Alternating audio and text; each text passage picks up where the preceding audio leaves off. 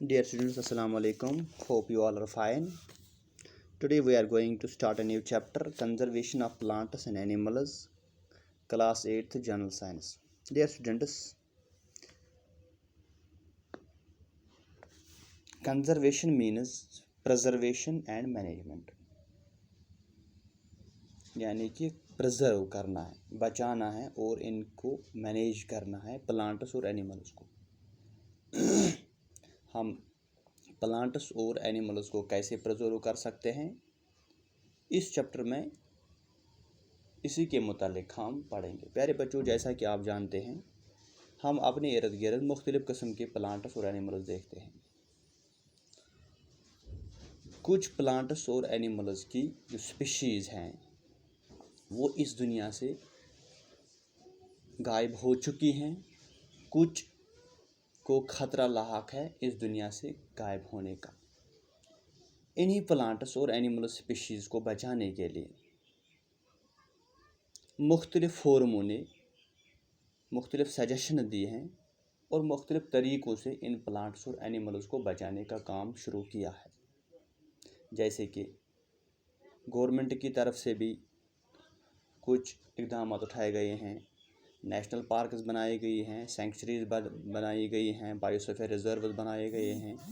इसी तरह इस चैप्टर में हम पढ़ेंगे कि किस तरह से हम प्लांट्स और एनिमल्स स्पीशीज़ जिन्हें ख़तरा है इस दुनिया से गायब होने का, इन्हें हम कैसे बचा सकते हैं। इस चैप्टर के आगाज़ में हम टच करेंगे प्यारे बच्चों, पहला टॉपिक डिफॉरेस्टेशन।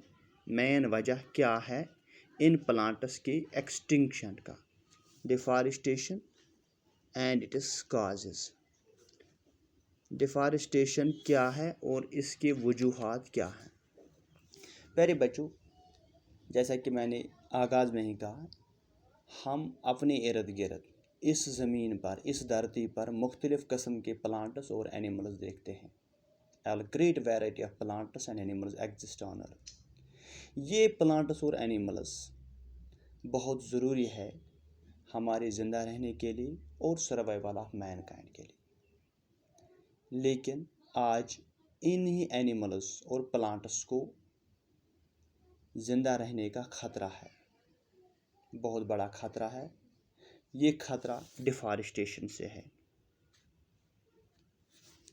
प्यारे बच्चों, जैसा कि आप जानते हैं, डिफॉरेस्टेशन माने कि हम सफाया करते हैं फॉरेस्ट्स का और इस लैंड को बाकी कामों के लिए इस्तेमाल करते हैं। यानी कि deforestation means clearing of forests and using that land for other purposes. प्यारे बच्चों, डिफॉरेस्टेशन कैसे की जाती हैं, क्यों की जाती हैं। डिफॉरेस्टेशन हम जो फॉरेस्ट्स हैं इनके जो ट्रीज़ हम कट डाउन करते हैं मुख्तलिफ़ वजूहात की बिना पर। मिसाल के तौर पर हमें कहीं पर ये ज़मीन कल्टीवेशन में लाते हैं, कहीं पर इस ज़मीन पर हम मकान बनाते हैं, फैक्ट्रियां बनाते हैं, इंडस्ट्रीज़ बनाते हैं, कहीं पर हम ये लकड़ी इनकी फर्नीचर बनाने के लिए इस्तेमाल करते हैं, या कहीं पर ये हम लकड़ी वुड इनकी फ्यूल के लिए इस्तेमाल करते हैं, कहीं पर हम इन जंगलात का सफाया रोड निकालने के लिए करते हैं, कहीं पर इंडस्ट्रीज इस्टेब्लिश करने के लिए करते हैं। गो कि मुख्तलिफ़ वजूहात की बिना पर हम इन जंगलात का सफाया करते हैं। कुछ वजूहात नेचर की तरफ से भी जिनसे इन जंगलात का सफाया होता है, जैसे कि फॉरेस्ट फायर्स कभी कभार होते हैं, इन जंगलात में आग लगती है, और कभी कभार सीवियर ड्राफ्ट खुश्की लग जाती है, खुशक मौसम रहता है। इस खुशक मौसम की वजह से बहुत सारे प्लांट्स का नुकसान होता है, यानी कि ये प्लांट्स, ये ट्रीज़ ख़त्म हो जाते हैं। प्यारे बच्चों, कॉन्सिक्वेंसेस क्या है, इसके असरात क्या हैं इस डिफॉरेस्टेशन के। प्यारे बच्चों, जैसा कि हम जानते हैं, आप भी जानते हैं कि डिफॉरेस्टेशन से टेम्परेचर इंक्रीज़ होता है, टेम्परेचर ऑफ अर्थ इंक्रीज़ होता है, और इसके साथ साथ पोल्यूशन लेवल अर्थ की बढ़ जाती है। पहला consequence, deforestation increase the temperature and pollution level on the earth. इतना ही नहीं प्यारे बच्चों, इससे level of carbon dioxide atmosphere में बढ़ जाती है, जिससे टेम्परेचर बढ़ जाता है। ग्राउंड वाटर लेवल इससे कम हो जाती है। प्यारे बच्चों, इतना ही नहीं, डिफॉरेस्टेशन से हमारे जो इकोलॉजिकल बैलेंस होता है, नेचर का इकोलॉजिकल बैलेंस, वो भी डिस्टर्ब होता है। प्यारे बच्चों, इस डिफॉरेस्टेशन से रेनफॉल और फर्टिलिटी ऑफ सॉइल, रेनफॉल बारिश का बरसना और फर्टिलिटी ऑफ सॉइल भी डिक्रीज होती है। Rainfall and fertility of soil also decreases. प्यारे बच्चों, और बहुत ज़्यादा चांसेस होते हैं नेचुरल कैलामिटीज़ की, नेचुरल मसाइब के, कुदरती मसाइब के आने का ख़तरा ज़्यादा रहता है, जैसे कि फ्लड्स और ड्राफ्ट्स का। प्यारे बच्चों, ये डिफॉरेस्टेशन रेनफॉल यानी कि बारिश के बरसने से इससे बारिश क्यों कम हो जाती है, या कभी कभार इससे सैलाब क्यों आते हैं। प्यारे बच्चों, जैसा कि आप जानते हैं, ये बात याद रखो कि प्लांट्स कार्बन डाइऑक्साइड इस्तेमाल करते हैं फॉर फोटोसिंथेसिस। अगर दुनिया में कम प्लांट्स मौजूद हैं, यानी इसका मतलब ये निकलता है कि less carbon dioxide is used, जो इससे increased amount of carbon dioxide in the atmosphere, which will result in its increased amount in the atmosphere। इससे क्या होगा प्यारे बच्चों, इससे ग्लोबल वार्मिंग होगी, क्योंकि कार्बन डाइऑक्साइड ट्रैप करता है हीट रेज को। इन हीट रेज को ट्रैप करने के बाद से ज़मीन का टेम्परेचर बढ़ जाता है, जिसे हम ग्लोबल वार्मिंग कहते हैं।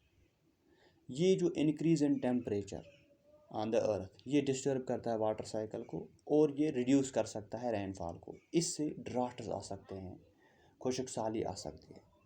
प्यारे बच्चों, डिफॉरेस्टेशन एक बड़ा काज है जिससे ज़मीन की प्रॉपर्टीज़ चेंज होती हैं। Physical properties of soil get affected by plantation and vegetation. प्यारे बच्चों, आप जानते हैं कि ट्रीज़ प्रिवेंट करते हैं सॉइल एरोजन को। अगर ज़मीन पर कम प्लांट्स हैं, यानी कि ज़्यादा सॉइल एरोजन होगा। जो ही removal of top layer of the soil, इससे क्या होता है, ये एक्सपोज करती हैं lower, hard and rocky layers. इससे क्या होता है, ज़मीन की जो ह्यूमस लेयर है वो चली जाती है, और ज़मीन लेस ह्यूमस और लेस फर्टाइल रहती है। ग्रेजुअली जो फर्टाइल लैंड है वो चेंज होती है इनटू डेजर्ट्स। इसे हम डेजर्टिफिकेशन कहते हैं, रेगिस्तान बनना, बंजर बनना।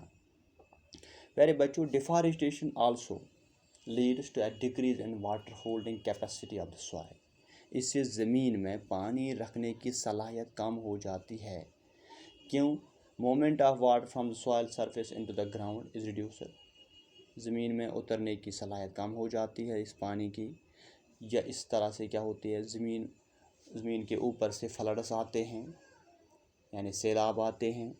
बाकी प्रॉपर्टीज़ जो सॉइल है, न्यूट्रेंट कंटेंट, टेक्सचर, ये भी चेंज होती रहती हैं बिकॉज ऑफ डिफॉरेस्टेशन। मेरे बच्चों, ये कुछ कॉन्सिक्वेंसेस हैं डिफॉरेस्टेशन के, यानी कि इंक्रीज टेम्परेचर होगा ज़मीन का पोल्यूशन लेवल इंक्रीज़ हो सकती है, इकोलॉजिकल बैलेंस डिस्टर्ब हो सकती है, rain fertile of soil decrease हो सकती है। मोर ओवर नेचुरल कैलामिटीज़ का आना ज़्यादा हो सकता है, जिनमें फ्लड्स और ड्राफ्ट्स हो सकते हैं। इससे डिफॉरेस्टेशन से ड्राफ्ट्स आ सकते हैं, डेजर्टिफिकेशन हो सकती है, हमारी ज़मीन बंजर बन सकती है, और इससे water holding capacity of soil भी डिक्रीज़ हो सकती है। प्यारे बच्चों, ये कुछ कॉन्सिक्वेंसेस हैं डिफॉरेस्टेशन के। इससे आगे कल हम इंशाल्लाह पढ़ेंगे। बाकी बस रहा।